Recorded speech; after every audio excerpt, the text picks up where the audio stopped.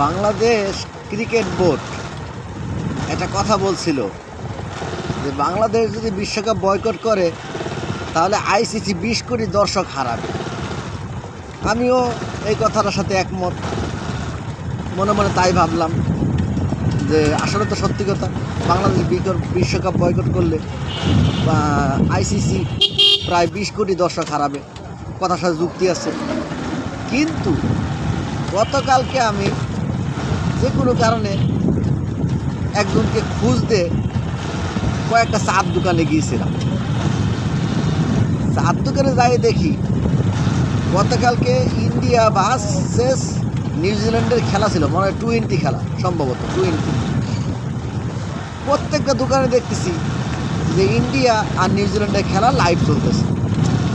আমি তো দেখে অবাক হয়ে গেলাম যে কিরে ভাই, পিসিবি বললো যে বিশ্বকাপ বাংলাদেশ ভারতে যায় না খেলে 20 কোটি দর্শক হারাবে।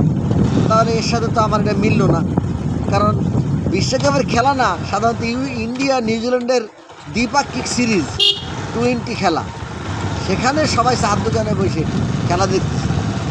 তাহলে তো আমার মনে হয় যে বিশ্বকাপও সবাই দেখবে।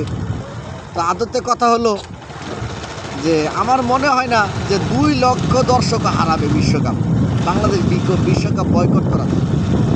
এখন আপনারা এটা অন্যভাবে নিয়েন না, আমি বাস্তব যেটা দেখলাম, আপনারা আশেপাশে দেখেন যে বিশ্বকাপের সময় অনেকেই বলতেছে যে আমরা বিশ্বকাপ দেখবো না, বিশ্বকাপ বয়কট করছি। কয়জন বিশ্বকাপ বয়কট করে আর কয়জন বিশ্বকাপ দেখে না?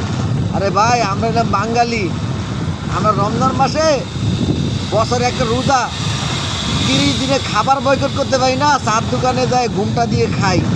হ্যাঁ, আর আমরা এই বাংলাদেশ বিশ্বকাপ খেলবে না যাই, আমরা যাই বিশ্বকাপ বয়কট করব, এই কথার সাথে আমি একমত না। যদি আমিও এর পক্ষপাতিত্ব যে বিশ্বকাপ বাংলাদেশ খেলবে না, আমরাও বিশ্বকাপ দেখব না, কিন্তু এই যুক্তি ধোপে টেকবে না মনে হয়।